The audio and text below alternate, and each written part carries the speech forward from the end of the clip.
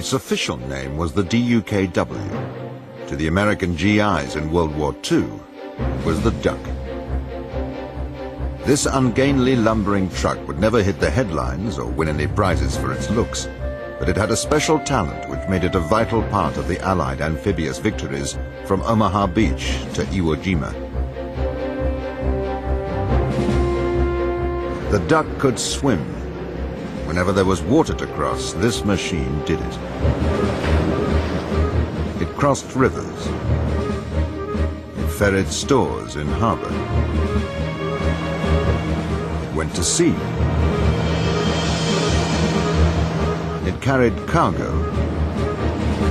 And it carried men. It did weightlifting and climbing. The only thing it couldn't do was fly, although it tried. I don't see how you could knock the Duck anywhere it is, because there's no place that Duck's not good. I mean, there's no place you can put it that it won't work. To me, it was a marvelous vehicle. It was a pleasure to drive it. If you couldn't handle it, it could kill you. You hit the beach, you're glad to be on sand. Because that ocean gets deep. You say, come on, old girl. Come on. Come on, old girl. Come on, get going. Oh, yeah. But it could also save your life. You got the feeling you were kind of special because you were depended on by so many. Using archive film and color reconstructions, Battle Stations tells one of the most unlikely success stories of World War II. The story of the Duck amphibian.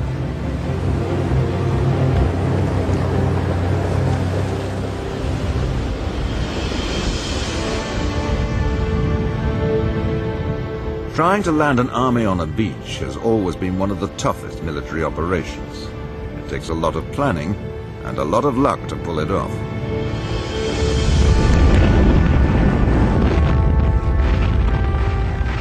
During World War I, the British attempted to put an army ashore in Turkey and Gallipoli. It was a disaster.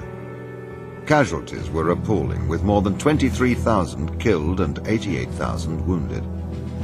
After 9 months of clinging to a few worthless strips of sand, the British withdrew.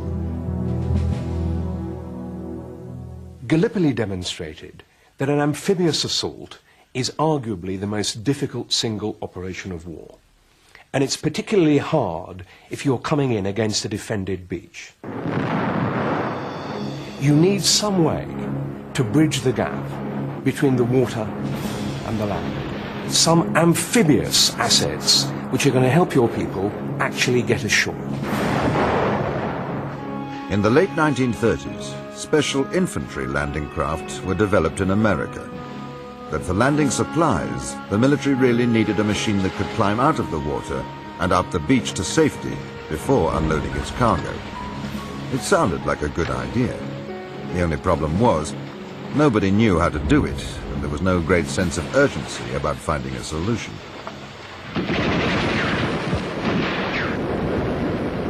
In 1940, Germany unleashed its blitzkrieg on Western Europe. America hoped to remain neutral, but the issue was decided by the Japanese, who dreamed of imperial expansion in the Pacific.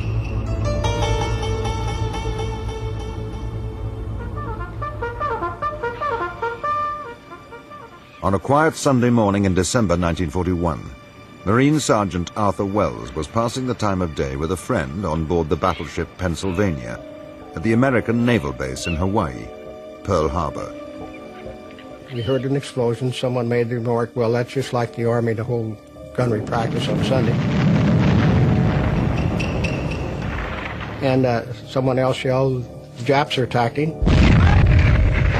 From his battle station high on the mainmast, Arthur Wells watched as wave after wave of Japanese torpedo planes launched their low-level attack.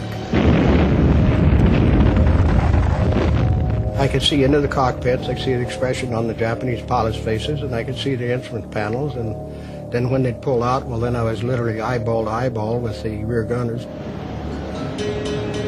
And I watched the Oklahoma roll over. I watched the West Virginia get the side torn out of her. The torpedo after torpedo hit her.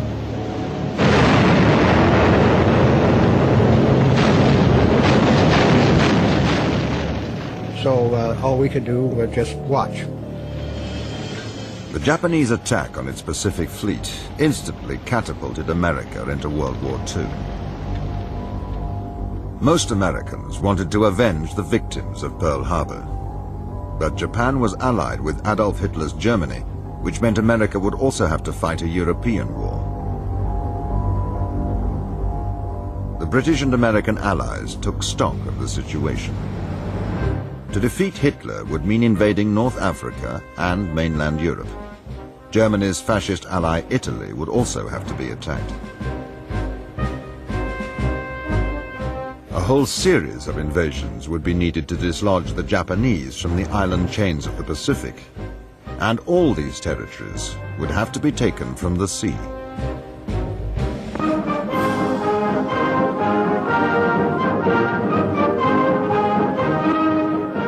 It would mean an increasingly important role for America's elite force of seaborne soldiers, the U.S. Marines. On street corners throughout the United States, colorful posters beckon young men to the adventure, romance, and opportunity of the Marine Corps. I saw a picture of the Marines in the blue uniform in the drugstore, about normal tall, and I fell in love with the uniform, and that was it. I knew nothing about the Marines. And the section of the country I came from, of course, their jobs were very few. Fact of the matter, I got $1 a month raise when I joined the Marine Corps.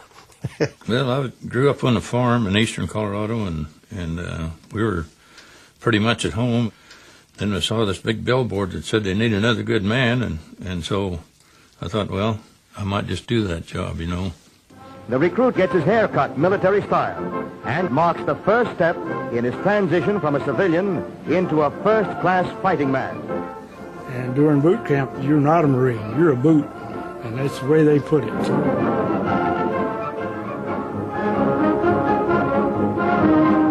It's just the training they put in you, and the tremendous skills they teach you, and you get proud. Each day it gets harder to work and harder to do it. You get more proud and you do it faster. And when you graduate from boot camp, they say, now you are a Marine, and you are a Marine.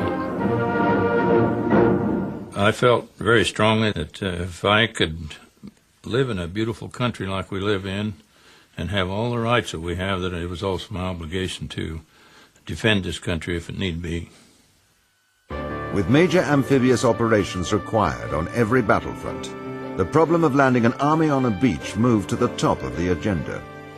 A research committee was set up by the American government to investigate new ways of fighting an amphibious war.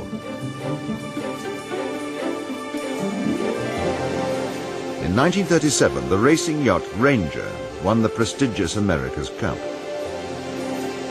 It was the work of yacht designer Rod Stevens.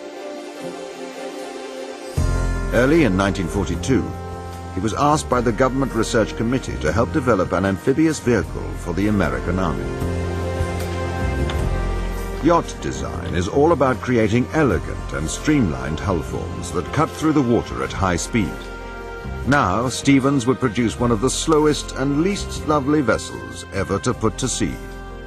But it would prove to be his most important achievement and a triumph of American ingenuity.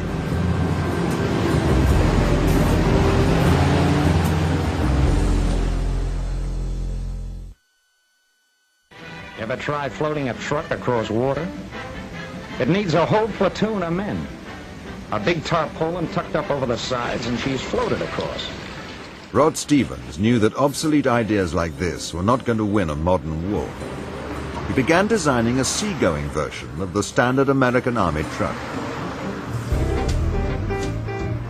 In 1941, the General Motors Corporation had introduced their 2.5-tonner, a reliable 6-wheel drive truck, which became the universal American supply vehicle throughout the war. GMC would eventually mass-produce some 600,000 of these trucks at the rate of one every 3 minutes. We used to haul coal and stuff on GMC 2.5-ton trucks, and they were a workhorse. They were tough. Great engine, 6-cylinder engine, but tough. On the 30th of April, 1942, Rod Stevens and his tiny group of just 4 GMC engineers began working night and day, converting a standard GMC chassis into an amphibian. They had to create a hull which would contain the engine and the drivetrain to all 6 wheels. It needed to be seaworthy, with watertight seals on all bearings. A rudder was needed to steer it in water, and, of course, a propeller to make it go. In just 38 days they had made it. The new machine was rolled out into the light of day for the first time. The strange beast had no name except its GMC code letters. They were D, indicating 1942, its year of manufacture, U for amphibian, K, front-wheel drive, and W, rear-wheel drive. The best that the American GI could make of the unpronounceable DUKW was duck. And that was the name that stuck. This machine was like nothing the Army had ever seen, and there were plenty who said it would never work. But early tests suggested they were wrong.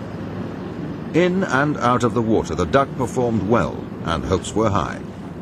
The design was cautiously adopted by the Army, but production would be limited to 2,000 units.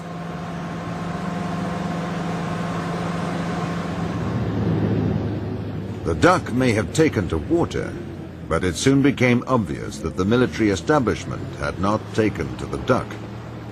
There were no immediate plans to use the amphibians or to increase the order. And as the new machines came off the production line, most went straight into store.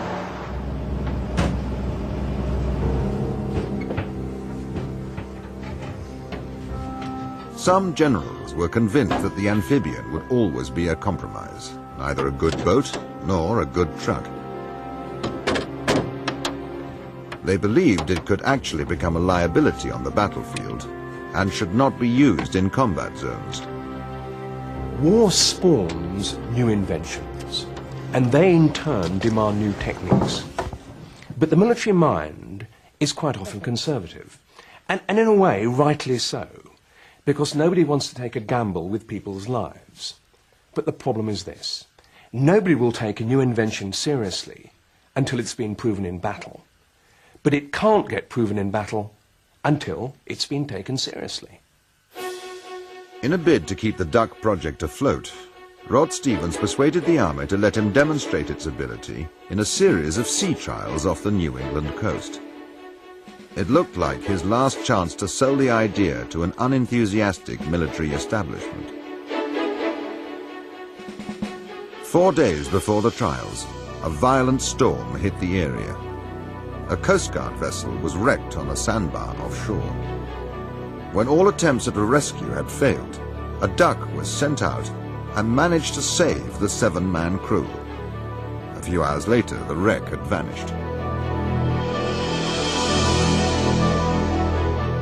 2 days later, President Franklin Roosevelt was informed that an Army truck had gone to sea and staged the dramatic rescue of a Navy crew. It was the breakthrough that Rod Stevens needed. Suddenly, everybody, from the president down, thought his machine was a great invention and just what the Army needed.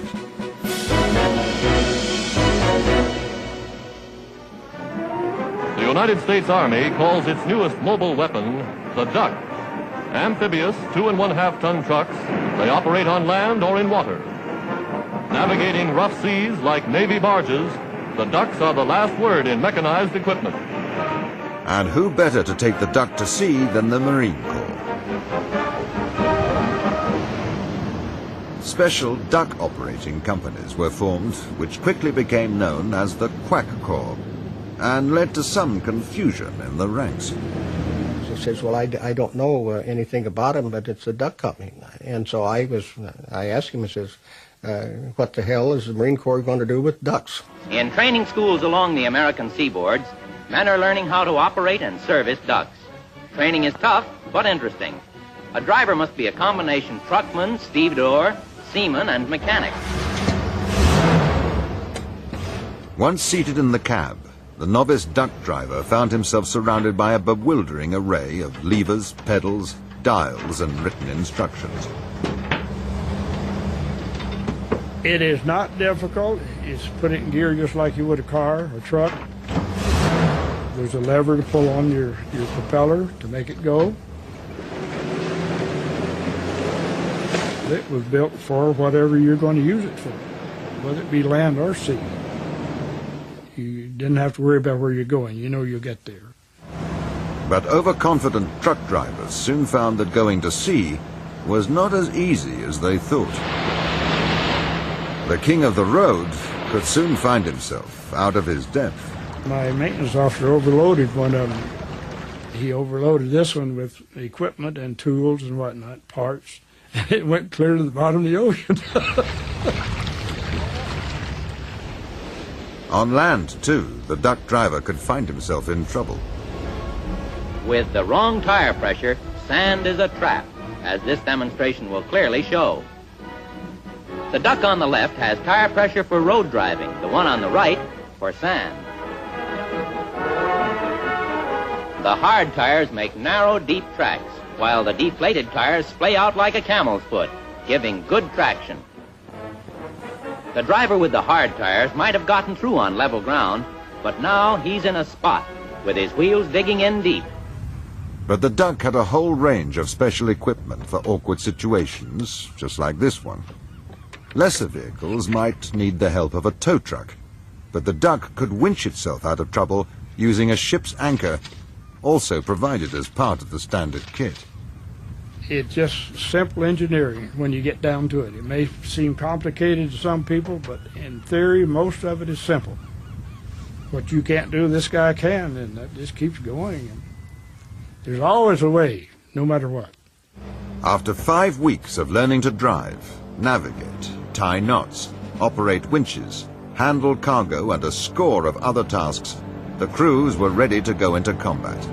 I was born and raised in the hills of Kentucky, and there all you saw was a horse and wagon and buggy, and I wasn't too impressed with it either. I never saw how we'd go anywhere. And when I got out of Kentucky, I could see there is a way, a new world that I never knew was out there. So that's what the Duck Company and the Marine did for me. Showed me a new world. As they set sail for the battlefront, the crews of this novel machine were venturing into the unknown. Rod Stevens felt sure it was a winner. But the Duck had not yet proved its ability in combat, and many of the senior military chiefs still doubted if it was up to the job. Some called it a lame duck. Others said it would be a sitting duck. And a few predicted it would quickly become a dead duck.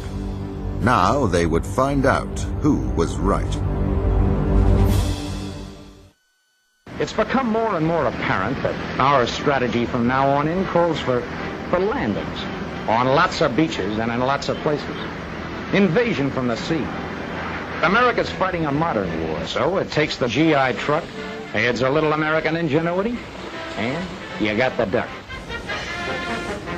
The duck's in full production now, and every day more of them show up around the world. In Great Britain, stories began to circulate among the army transport drivers of a strange new breed of vehicle. Deep in the heart of North Wales, there were reported sightings in the narrow country lanes and on the wide deserted beaches of trucks that drove straight into the waves and went out to sea. It sounded like just another wartime rumor, but driver John Geldart soon discovered it was true. They took us out and showed us, this is what they call a duck, they said. And we thought it was a tank or sort, like, then we could see the rubber wheels on it, like, what is this, a wagon of some sort, like, and of course, well, they told us that it goes out to sea. I couldn't believe it, like, I thought it was a wagon. The first main memory I had is when we first went to town in North Wales for training, and that was the real time when we were introduced to the duck and what it could do, what we had to do. As they examined their new toy, the British drivers found that every compartment and locker seemed to contain some new gadget. Clearly this was no ordinary army truck. But like their American allies, the British soldiers soon adopted the duck and developed an affection and a growing respect for this extraordinary example of Yankee ingenuity. Oh, fantastic, yeah, great. You were king of the road, like, huh? A fantastic invention. It was great. I've got to hand it to the Americans for that. First and foremost, we had to learn seamanship. When we were out at sea, many a time I was seasick, many a time. Most of us were. Tides and currents could play tricks on an unwary driver, particularly when trying to mount the ramp of one of the big tank landing ships known as LSTs. When you placed your front wheels onto the ramp, you'd find that the back, which was still afloat, would be pushed to the left and you'd be facing across the ramp, which is a bad thing to be. But you eventually got to gauge how the current was running, things like that, and enter in such a way that you ended up with your four wheels straight. But to me, it was a marvellous vehicle. It was a pleasure to drive it. The Duck's first combat test came with the invasion of Sicily. Now, this was designed to knock Italy out of the war and to do very serious damage to the Germans, and it brought the Allies to the very edge of mainland Europe. It was clear that much would depend not merely on getting troops ashore, but then on keeping them supplied. And this time, the Duck was in the spotlight. The Allies planned to mount a two-pronged amphibious attack. The Americans would land in the southwest, and the British would land on the southeast coast. The invasion fleet carried more than 900 ducks to ferry men and supplies ashore. On the 10th of July 1943, the attack was launched.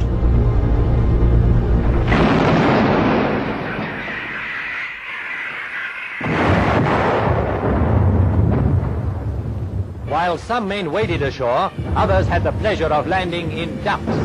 They're amphibious, half-landing craft, half-lorry. The landings mostly went well. But another new invention, the big tank landing ships, ran into serious problems. Many beached on sandbars well away from the shore. By evening, the weather was deteriorating and began to threaten the whole operation.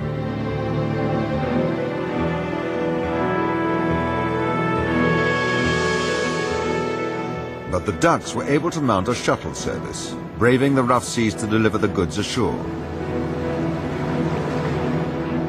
As the weather improved, the Allies secured the beachhead. But during the critical early days of the invasion, 90% of all supplies came ashore by duck. Some senior officers believed that the ducks had actually saved the entire operation from failure. Considerably easing the supplies problem, the amphibious vehicles affectionately called ducks have delivered the goods, as required, all along the east coast advance of the 8th Army. Once safely ashore, the ducks operated as regular army trucks, transporting troops and supplies along the narrow mountain roads. Many Sicilians saw the Allies as liberators, but the Germans put up stiff resistance and the going was tough.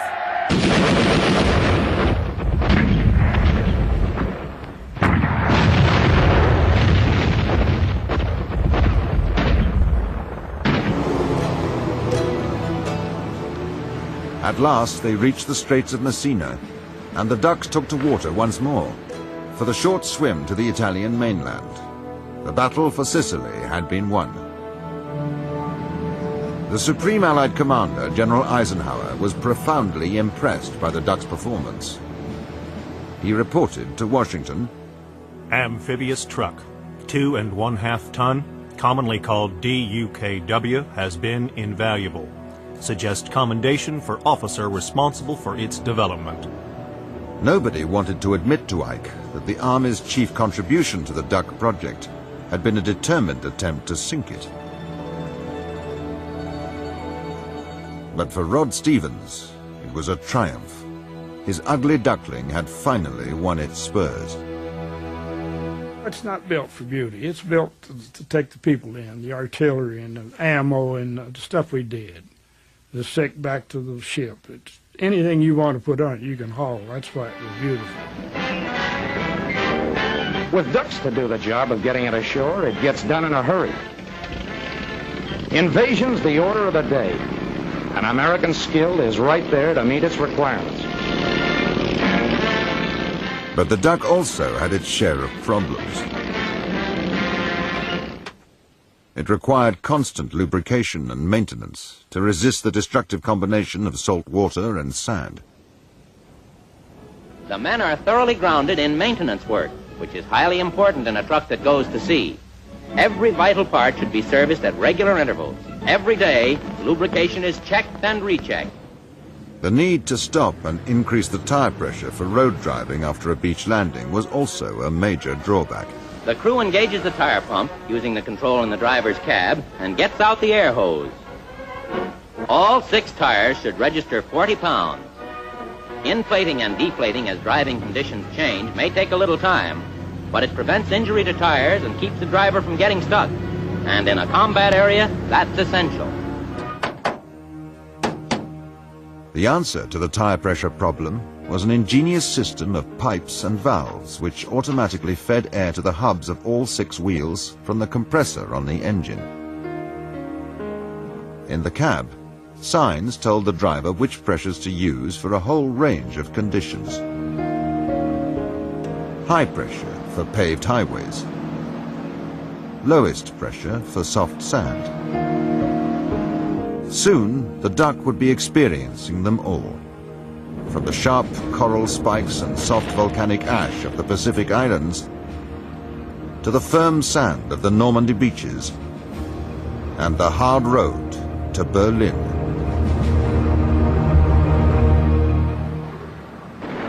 This is the day for which free people long have waited. This is D-Day. At the beginning of June 1944, the Allies prepared to launch Operation Overlord, the invasion of Normandy. It was the greatest amphibious operation in history.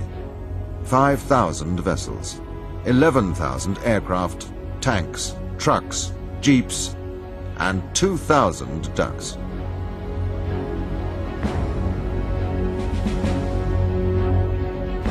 With a mixed cargo, duck driver Stanley Dobson headed for Juno Beach, 3 hours after the start of the invasion, on June the 6th, D-Day. I'd been dropped somewhere in the region of 3-4 miles from the shore.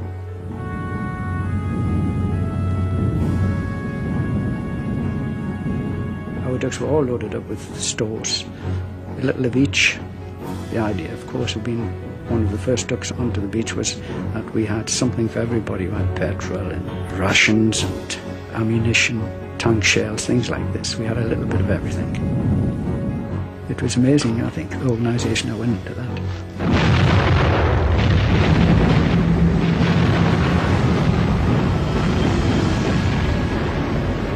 Nobody told you that what it was going to be like when you got there. And I presume if they had told us what was likely to happen, we maybe wouldn't have done what we did, not take the chances and things like that, which some people did. I mean, I remember looking over the sand dunes at the time we were unloading the duck and saw the infantry actually fighting to take a cottage. I heard this, what I thought was the sound of bees, and suddenly realised it was machine gun bullets coming, whizzing over the top.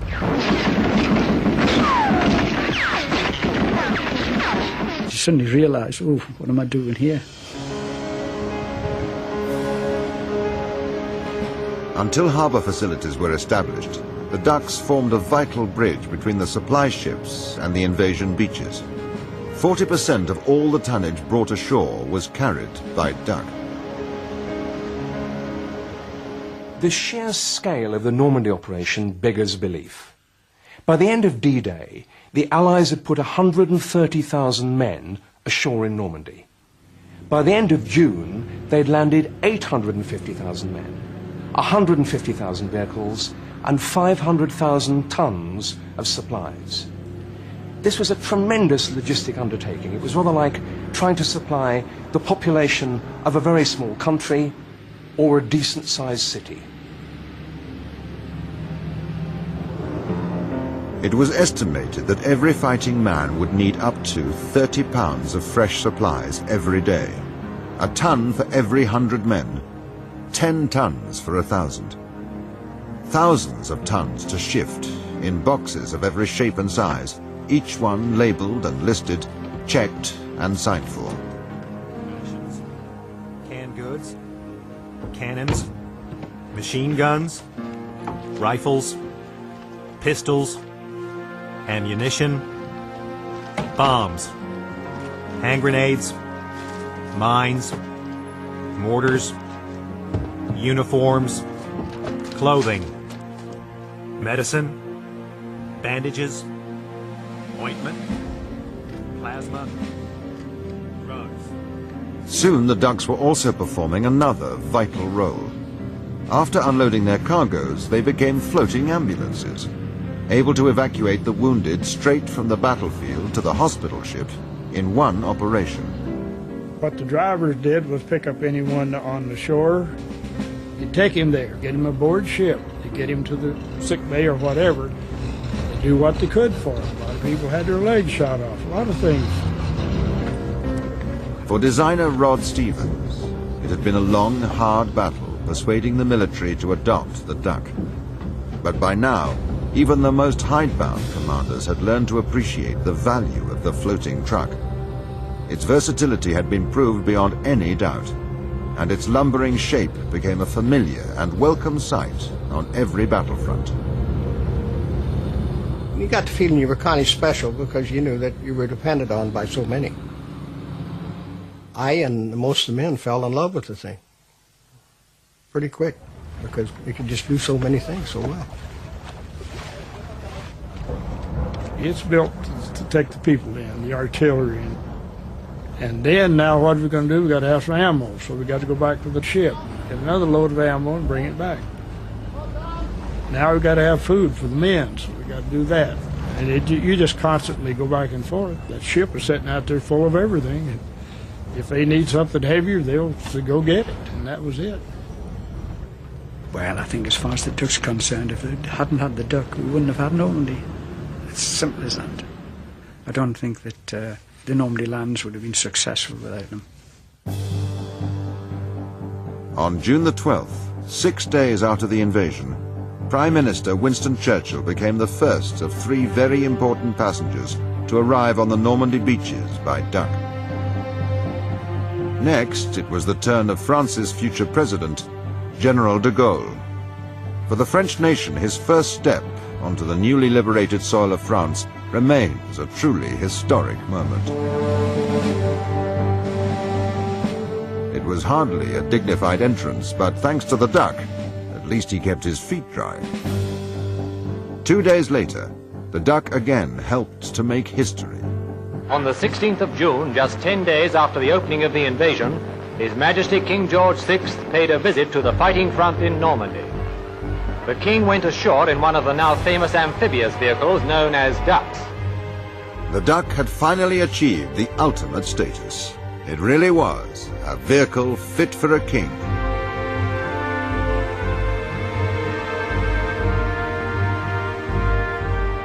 Normandy was another triumph for the amphibians, but it was not their toughest assignment.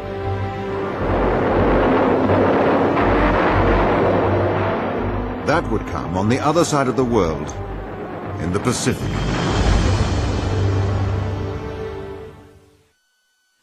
No great port facilities in the savage jungle lands of the far Pacific, and barrier reefs of coral blocking off 85% of the tropical shores from boat landings. But the ducks can ride over barrier reefs, which suggests how large a part they will play in future operations in this part of the world and elsewhere. Pacific Islands could scarcely have been more different to Normandy beaches. Sometimes there were barrier reefs offshore. This meant that your landing craft couldn't actually get to the beach. And although the Germans always fought very hard, the Japanese fought with unprecedented ferocity. Unwounded prisoners were almost never taken.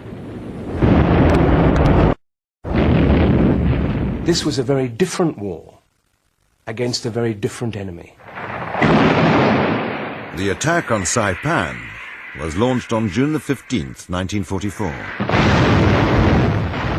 All the ships, as far as we could see, were shelling the land. And it was a sight that you'll never see anywhere else. It was beautiful, still it was horrifying, you know. And that's when you're proud of the Navy, because they're blowing those people off that island. And you're just a little man down there, a little duck, and you said, I hope they get them all. Shortly after the 1st Infantry had landed on Saipan, the Marine Corps duck crews had the dangerous task of delivering the assault artillery.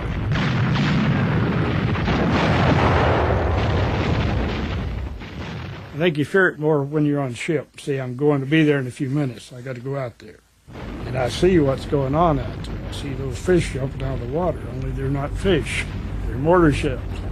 And I see they're only a few inches apart. There's millions of them.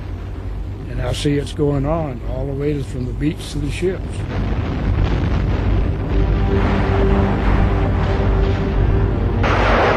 Well, the Japs turned loose on us with the rockets and their mortars, and the ocean got so rough you could hardly stay in your duck.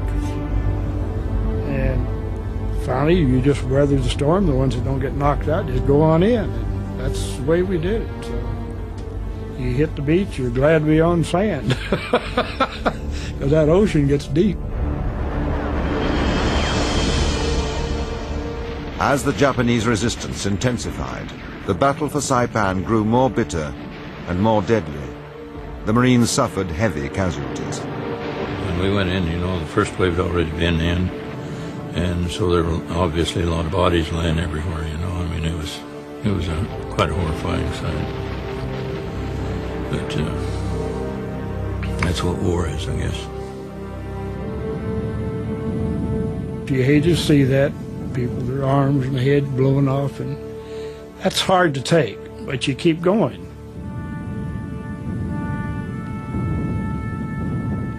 And then them diesel ships would come in onto the shoreline, and so mixing the smell of the bodies and the diesel, I couldn't stand diesel smell for years after I got out. It was just obnoxious to me. And every time I'd smell it, I'd get this same picture of all these fellas laying there. Out of the grime and blood of Saipan emerges America's greatest single victory in the Pacific, control of the Marianas. Saipan cost 15,000 American casualties, but the Jap garrison of 20,000 was virtually wiped out. One Japanese survivor told his captors that it was the sight of the amphibians climbing over the barrier reefs and coming up the beaches which convinced him that the island was lost.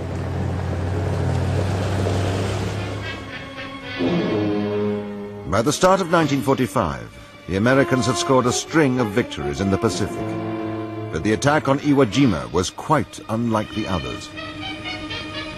The largest American naval force ever assembled in the Pacific heads for one of Japan's strongest defenses, the island of Iwo Jima.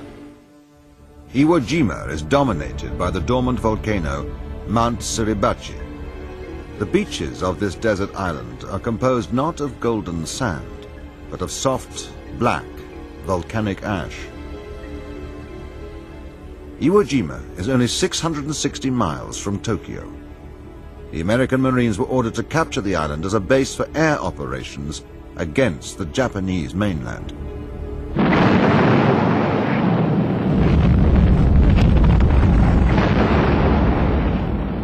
After a heavy naval bombardment, the Marines went in just after 9 a.m. on the 19th of February, 1945.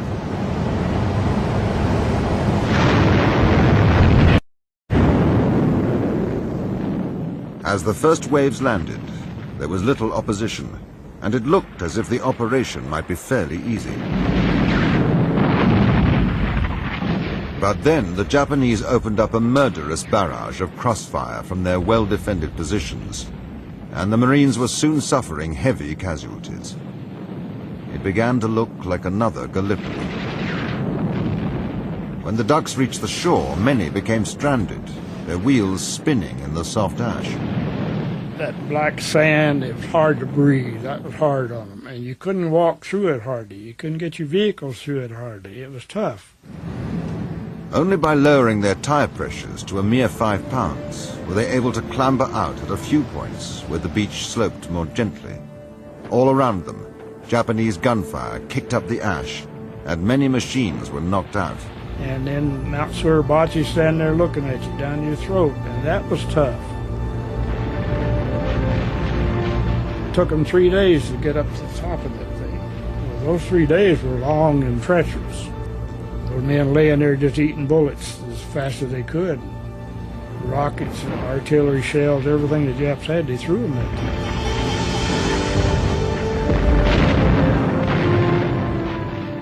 At last, the summit was reached, and the American flag was raised. Iwo Jima had been won, but the experience had left many in a state of numbed shock. 6,821 Americans were dead. Of more than 20,000 Japanese defenders, barely 200 survived to be captured.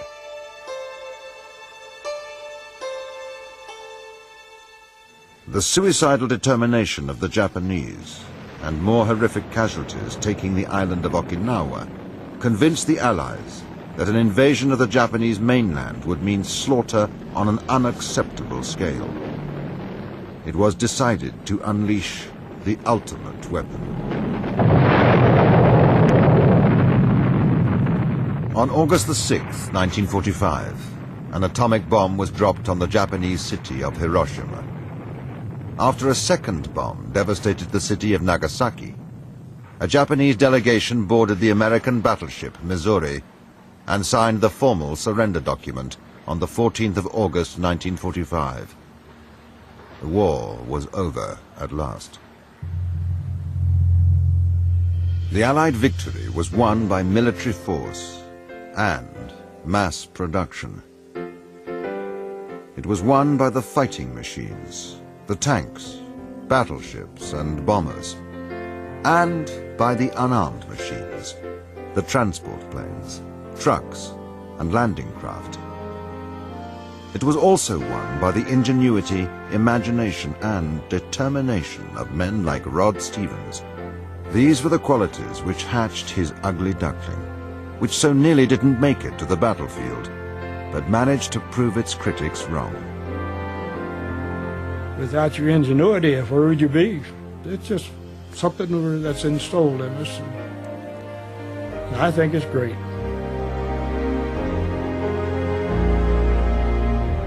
The Duck, great.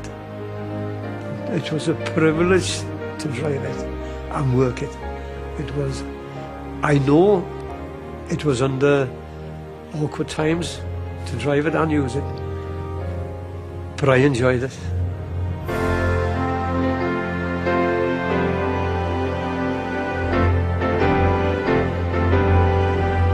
I don't really know how I would have done it without it, to tell you the truth. It was quite a machine. Invasion's the order of the day, and American skill is right there to meet its requirement. So it takes the GI truck, it's a little American ingenuity, and you got the Duck.